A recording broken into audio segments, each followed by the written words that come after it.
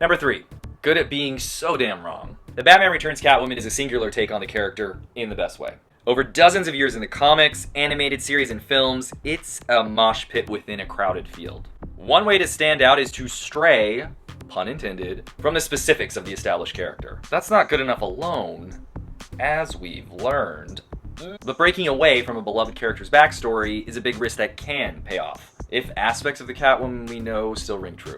Let's compare elements of her Batman Returns story to some famous ones from the comics. In the comics, Selina Kyle has been a flight attendant. Here she's a secretary.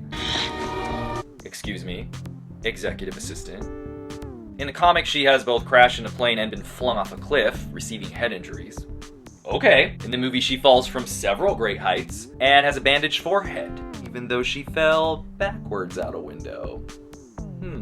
In the comics, she has been repeatedly abused by significant men in her life. In the movie, she's abused by her boss, the Penguin, and to some extent, Batman. I tried to save you, to grab you. Seems like every woman you try to save ends up dead. Or deeply resentful.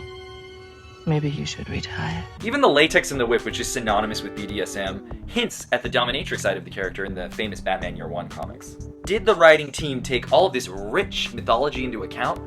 I would suspect not.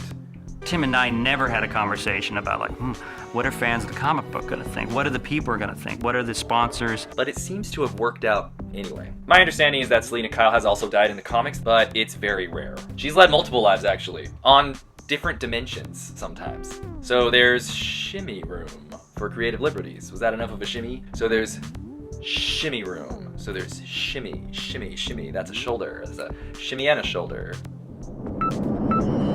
Why do we talk to cameras? It's the weirdest. Everything's weird. If you didn't know, all of this, all of you in there, you're very weird. And weird is normal. Okay. Where was I?